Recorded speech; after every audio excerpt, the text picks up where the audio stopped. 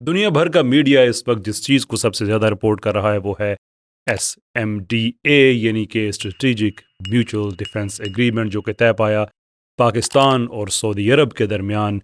पूरी दुनिया में इस वक्त शायद ही कोई ख़बर इससे ज़्यादा डोमिनेट कर रही हो। अस्सलाम वालेकुम, मैं हूं कैसर अहमद राजा। उम्मीद है आपकी तबीयत बिल्कुल ठीक होगी। जैसा कि इब्तदाइया में मैंने अर्ज़ किया कि इस वक्त पूरी दुनिया का मीडिया जिस खबर पर फोकस कर रहा है वो ये है कि पाकिस्तान और सऊदी अरब के दरमियान एक स्ट्रेटेजिक मुआहदा हुआ है, दिफा का मुआहदा हुआ है। इसमें दो तीन चीज़ें बहुत अहम हैं। एक तो लफ्ज़ स्ट्रेटेजिक बहुत ही स्ट्रेटेजिक अहमियत का हामिल है, और दूसरे म्यूचुअल। इसकी अगरचे पूरी तफसील हमारे सामने नहीं है, लेकिन जो रीड आउट्स हैं, ऑफिशियल रीड आउट्स हैं, उसमें ये बात आम तौर पे सामने आती है कि एक पे हमला दूसरे पे भी हमला तसव्वुर किया जाएगा। तो mutual part is really really important. Now क्यों इसकी इतनी अहमियत है, पर्टिकुलरली जो वेस्टर्न दुनिया है वो इतना ज़्यादा इसको क्यों अहमियत दे रही है, और उसकी दो तीन वजूहात हैं। एक तो ये है कि इससे पहले सऊदी अरब ने अपने दिफा पे जो इन्हिसार किया है वो ज़्यादा अमेरिका पे किया है, और वो तारीख बड़ी पुरानी जाती है। मिसाल के तौर पे 1945 में एक इनफॉर्मल एग्रीमेंट होता है अमेरिका और सऊदी अरब, पर्टिकुलरली सऊदी अरब की जो रॉयल फैमिली है उनके दरमियान, कि जो तेल वगैरह की सहूलतें सऊदी अरब फ्राहम करेगा अमेरिका को, उसके एवज़ सऊदी अरब की रॉयल फैमिली की प्रोटेक्शन अमेरिका की ज़िम्मेदारी में होगी। यानी कि इवन अगर सऊदी अरब के लोग भी उनके ख़िलाफ़ हो जाते हैं, जैसा कि सिचुएशन एक जो अरब अपराइजिंग है अरब बहार में हुआ, कि कई इस्लामी मुल्क ऐसे थे, वहाँ पे बादशाहतें थी, डिक्टेटरशिप थी, लोग उठ खड़े हुए और उसके बाद वो ख़त्म हुई। तो एक टेस्ट केस ऐसा सऊदी अरब में भी आया था कि उस वक्त अगर सूरत हाल ऐसी बन जाती तो शायद जो कदाफ़ी के साथ हुआ, जो हुस्नी मुबारक के साथ हुआ, शायद वो जो रॉयल फैमिली है सऊदी अरब की उसके ख़िलाफ़ ना हो पाता, कोई ना कोई सहूलत उनको मिलती। यानी कि ये मुआहदा पहले से मौजूद। ये तो हो गया एक रॉयल फैमिली के हवाले से, लेकिन मजमूई तौर पर अगर आप देखें तो कई मुआहदे अमेरिका के और सऊदी अरब के कंट्री टू कंट्री भी हो चुके हैं, पूरे सऊदी अरब के हवाले से, ना सिर्फ ये कि उनकी जो रूलिंग फैमिली है उसके हवाले से। लेकिन इस बार एक नई डेवलपमेंट होती है कि पाकिस्तान के साथ उसका एक मुआहदा होता है, और वो ऐसा है कि इससे पहले कभी अमेरिका का और सऊदी अरब का इस तरह का मुआहदा नहीं हुआ। ये बातें हमने सुनने में हमारे सुनने में नहीं आई कि अमेरिका पे हमला, सऊदी अरब पे हमला तस्वर किया जाएगा। So this is much more deep and profound, क्योंकि जो सऊदी अरब से जो एग्रीमेंट है वो सऊदी अरब और अमेरिका का एग्रीमेंट वो एक इस तरह का ट्रांजैक्शनल नहीं रहा जैसा ये है। वो मोर ऑफ एक सर्विस प्रोवाइडिंग के असलहा वगैरह और ये वो वगैरह वगैरह इस तरह का, उसके अलावा जो है वो उससे उनकी ज़्यादा अहमियत नहीं रही। अब हम आगे बढ़ते हैं कि ये ख़बर तो डोमिनेट कर रही है कि सऊदी अरब को इसका क्या फ़ायदा होगा और क्यों फ़ायदा होगा।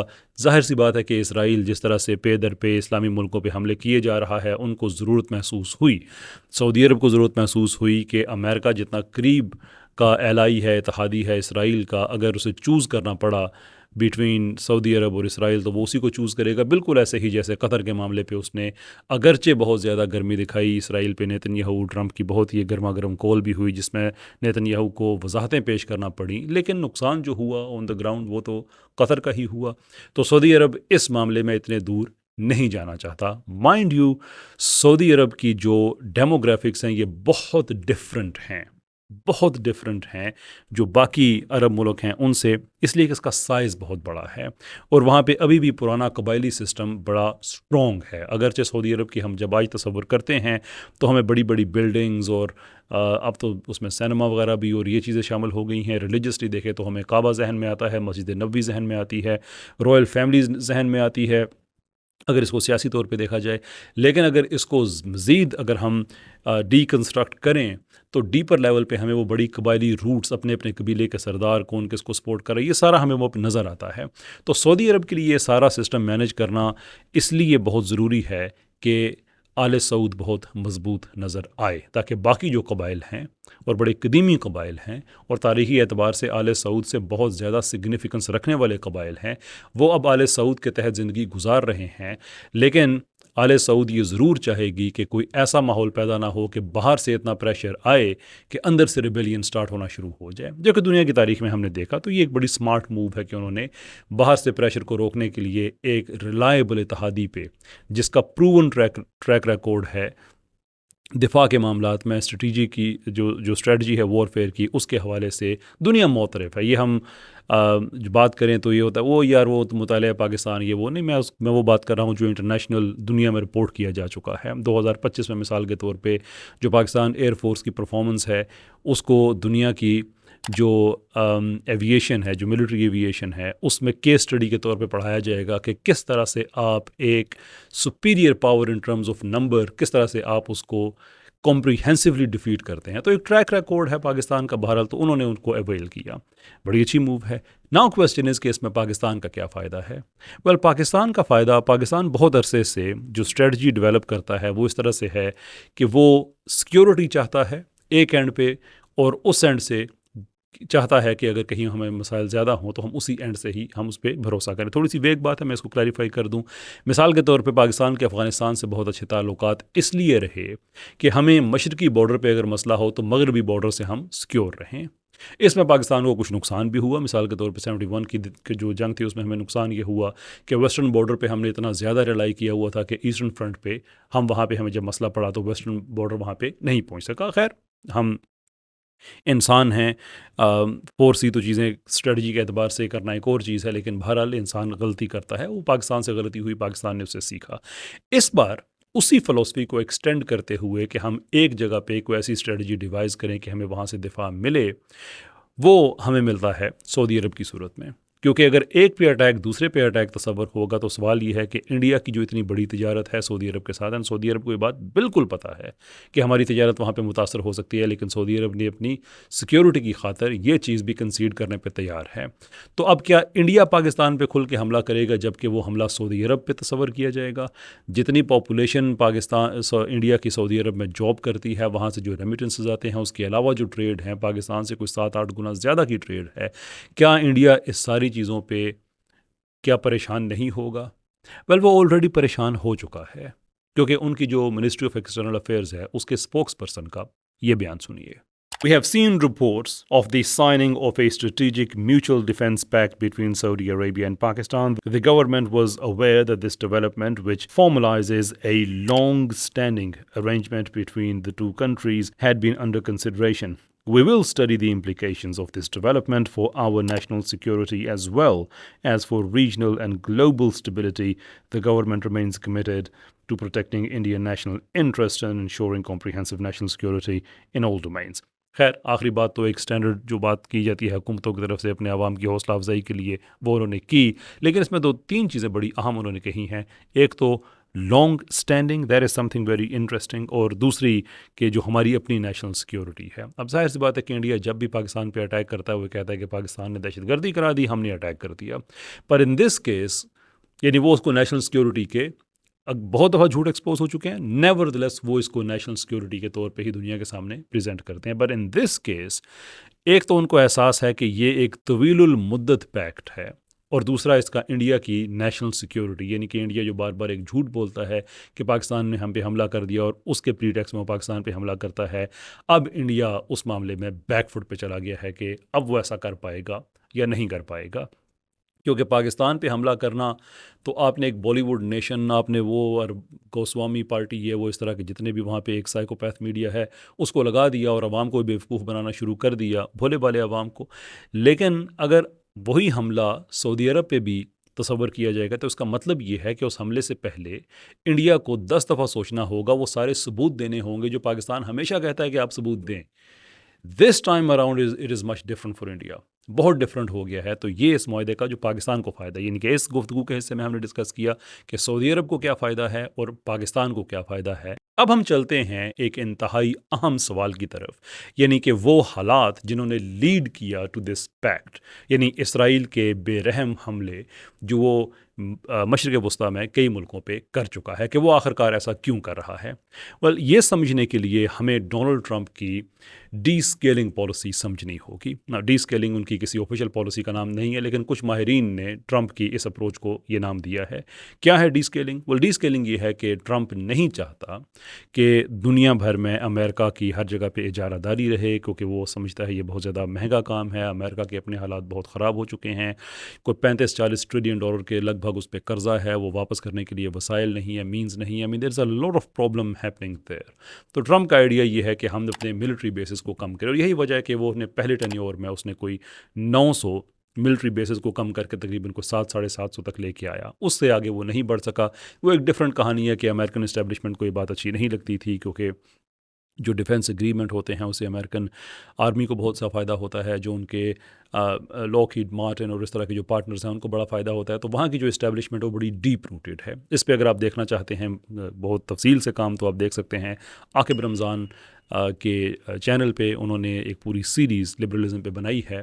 میں ریکمینڈ کروں گا کہ آپ یہ حصہ ضرور دیکھیں کہ وہ وار کو اکانومی کے طور پہ کیسے استعمال کرتے ہیں اکانومی کے بینیفٹ کے لیے. خیر, ٹرمپ کا یہ آئیڈیا کہ ہمیں ڈی اسکیل کرنا چاہیے, اپنے جو ملٹری بیسز ہے وہ کم کرنے چاہیے, اس نے پہلے ٹینیور میں کیا, دوسرے میں بھی اس نے سیریا میں کیا. وہ سیریا میں کیوں کیا, اس کی اپنی ایک وجہ ہے ان پرٹیکولر, کہ ٹرمپ اور امریکہ کا جو فائدہ تھا یہاں پہ مڈل ایسٹ میں رہنے کا, وہ یہ ہے کہ ان کے دو بڑے ایڈورسریز جو ہیں وہ رشیا ہے, وہ چائنا ہے, اور وہ مڈل ایسٹ سے بہت دور نہیں ہے. پرٹیکولرلی رشیا تھرو اسد, اس کا ایک بڑا strong foothold Middle East میں موجود تھا. تو چونکہ وہاں سے اب ٹرمپ وغیرہ نکلنا چاہتے ہیں, امریکہ نکلنا چاہتا ہے, لیکن وہ وہاں پہ کوئی ایسا دروازہ بھی نہیں رکھنا چاہتے جس سے رشیا کا ایک فٹ ہولڈ رہے. تو انہوں نے وہاں پہ اسد رجیم کو ختم کر کے ایک ایسے آدمی کو لے کے آیا جو مسلمانوں میں, جس کی پذیرائی بھی تھی, اس پہ بڑی باؤنٹیز تھی, کوئی $1 ملین, یہ وہ سارا ختم کر دیا گیا, اور وہاں پہ جو رشیا کا دروازہ ہے وہ بند کیا گیا. کیوں کہ وہ وہاں سے نکلنا چاہتے ہیں. نا آپ سوچ رہے ہوں گے کہ اس ساری بات کا پاکستان سعودی عرب کا پریکٹس سے کیا تعلق ہے. بل تعلق یہ ہے کہ اسرائیل نہیں چاہتا کہ امریکہ وہاں سے نکلے. اس پہ رینڈ کارپوریشن کے ڈاکومنٹس کلیئر ہیں, اٹلانٹک کاؤنسل کے ڈاکومنٹس بڑے کلیئر ہیں, مڈل ایسٹ انسٹیٹیوٹ کے ڈاکومنٹس بہت کلیئر ہیں کہ اسرائیل چاہتا ہے کہ کسی نہ کسی طرح سے امریکہ اس حصے میں, دنیا کے اس حصے میں, یعنی کہ مڈل ایسٹ, اس ریجن میں رہے. کیونکہ آج تک اسرائیل نے جو کچھ بھی گین کیا ہے اس کے پیچھے دو چیزیں کار فرما رہی ہیں, ایک امریکہ کا اسلحہ اور دوسری امریکہ کی سپورٹ, یعنی کہ امریکہ کی پریزنس جو کہ اس کی سپورٹ کا حصہ ہے. اب اگر ٹرمپ واقعی اپنے اس منصوبے کو مزید, جیسے بھی اس نے ایک بیس تک محدود کر دیا سیریا میں بات کو, اور وہ آہستہ آہستہ نکلنا چاہ رہا ہے جیسے میں نے آگے عرض کیا, تو کیا بہتر طریقہ ہو سکتا ہے اسرائیل کے لیے کہ وہ حملہ کر کے ایران پہ اس کو, امریکہ میں اس کو ڈریگ کرے, کسی اور ملک پہ کرے, اس ملک پہ, اور پھر وہ پرووک کرے سچویشن کو ایسا کہ مسلمان ملک مجبور ہو جائیں کہ وہ خود ہی ایسے اتحاد بنانا شروع کر دیں. کیونکہ جو ہی مسلمان ملک ایسے اتحاد بنائیں گے, یہ امریکہ کے لیے ایک ریڈ لائن بن جائے گی کہ اگر یہ اکٹھے ہونا شروع ہو گئے تو وہ جتنا اپریٹس امریکہ نے آج تک کریٹ کیا ہے ہیجمنی کا, وہ سارے کا سارا کولیپس ہو جائے گا. تو سچویشن کیا ہے کہ اسرائیل ایسی سچویشن کو پرووک کرے جس سے مسلمان ملکوں کو رسپونڈ کرنا پڑے, اور اس کے رسپانس میں وہ امریکہ کو پھر یہاں پہ رکھے, جس کا ایک ہلکا سا اشارہ ہمیں ملتا ہے کہ ان سچویشنز کی, یہ جو پاکستان سعودی عرب کا پیکٹ ہوا, اس کے فوراً بعد ٹرمپ نے بگرام بیس کے بارے میں بات کرنا شروع کر دی, چائنا کے کانٹیکسٹ میں, کہ وہاں سے وہ اتنے گھنٹے دور ہے وغیرہ وغیرہ وغیرہ, کہ ہمیں فٹ ہولڈ چاہیے. ویدر طالبان دیں گے نہیں دیں گے وہ ایک اور چیز ہے, لیکن امریکہ کا ایک رینیوڈ انٹرسٹ اس سچویشن میں, جب کہ پاکستان اور سعودی عرب ایک دفاعی پیکٹ کر رہے ہیں, یہ بڑا انٹرسٹنگ ہے. سو ہمارے جو ویڈیو ہے کہ کس نے کس کو چیک میٹ کیا ہے, ہو چیک میٹڈ, اس میں ایک تو پاکستان نے چیک میٹ کیا کہ اپنے آپ کو اس نے انڈیا سے سیکیور کر لیا, ایک تھریٹ جو ہے اس کو فوری طور پہ جو بظاہر نظر آ رہی تھی, اب وہ جو لینگویج ہے وہ ان کی جو منسٹری آف فارن افیئرس ہے اس کی کافی چینج ہو گئی ہے. سعودی عرب نے چیک میٹ کیا کہ اب اگر کوئی ایسی سچویشن بنتی ہے جیسے ایران یا قطر کے ساتھ ہوئی ہے تو پاکستان ہمارے ساتھ کھڑا ہوا ہے. اور اسرائیل کی طرف سے ایک چیک میٹ جو وہ کلیم کر سکتے ہیں کہ ہم نے امریکہ کو یہاں پہ رہنے پہ مجبور کر دیا ہے. اصل میں چیک میٹ کس نے کیا ہے؟ well it doesn't look like کہ اسرائیل نے کیا ہے, اس لیے کہ امریکہ اگر یہاں پہ رہتا ہے تو امریکہ جو ایپیکٹ ہو گیا اس پہ تو مؤثر نہیں ہوگا. ان کے خدا نخواستہ اگر اسرائیل اٹیک کرتا ہے سعودی عرب پہ تو پاکستان رسپونڈ تو کرے گا. پاکستان کو تو ایک اچھی جسٹیفیکیشن مل گئی ہے رسپونڈ کرنے کی, جو شاید پہلے نہیں تھی. Now it's there. اسرائیل کے بہت سے انٹرسٹ ہیں انڈیا میں, پاکستان کے پاس اگر اسرائیل کو ایسی حرکت کرتا ہے تو وہ ان کو اگر ہرٹ کرتا ہے تو انڈیا جواب دینے میں تھوڑا سا اس کو مشکل ہو جائے گی, اس لیے کہ وہ سعودی عرب کو ٹیک آن نہیں کر سکتا, اکنامکلی نہیں کر سکتا, ان ٹرمز آف ٹریڈ وہ اتنے بڑے پارٹنر کو لوز نہیں کر سکتا. So that would be a big problem. In addition to that, اگر انوالومنٹ زیادہ بڑھتی ہے امریکہ کی، تو چائنا تو پہلے ہی سعودی عرب اور ایران کو آپس میں ان کا کافی حد تک راضی نامہ کرا چکا ہے، اس لیے کہ وہ نہیں چاہتا کہ امریکہ کی یہاں پہ شمولیت ہو۔ چائنا ابھی تک ناکام ہے، لیکن ان کی بھی منرو ڈاکٹرن کو امپلیمنٹ کرنے کی بڑی خواہش ہے۔ یہ یاد رکھیں کہ امریکہ کی جو فورن پالیسی ہے اس حوالے سے جس کانٹیکس میں ہم بات کر رہے ہیں وہ دو پلرز پہ کھڑی ہے۔ ایک منرو ڈاکٹرن پہ ہے جس کے تحت کوئی بھی ملک امریکہ کے گرد و نواح میں کوئی ہوسٹائل ایکٹیویٹی نہیں کر سکتا، کوئی جنگی مشقیں جو امریکہ کو تھریٹن کر رہی ہوں یا کوئی ایسی، وہ نہیں کر سکتا، پابندی ہے اس پہ، امریکہ نے خود لگائی ہے۔ اور دوسری یہ ہے کہ دنیا میں جہاں بھی اس کے ایڈورسریز ہیں ان کو وہ لوکلی بیزی رکھے، جیسے رشیا کو کبھی جورجیا کے ساتھ بیزی کر دیتا ہے، کبھی وہ اس کو یوکرین کے ساتھ بیزی کر دیتا ہے، چائنا میں کبھی ہانگ کانگ کا ایشو، کبھی تائیوان کا ایشو، خود 20 سال بیٹھا رہا، اس کے آس پاس جنگ جاری رہی افغانستان وغیرہ میں، تو اس کا یہ آئیڈیا ہے۔ China wants to achieve that کہ ان علاقوں میں امن ہو، جنگ وغیرہ نہ ہو، لیکن اس میں وہ ناکام ہے۔ بٹ ناؤ امریکہ کا ایک رینیوڈ انٹرسٹ یہ لگ رہا ہے کہ چائنا کو کسی سٹیج پہ بولنا پڑے گا اس طرح سے کہ امریکہ یہاں کے معاملات میں دخل نہ دے۔ سو ہو چیک میٹڈ؟ اٹ سیمز لائک کہ پاکستان اور سعودی عرب نے چیک میٹ اس معاملے میں ضرور کیا ہے۔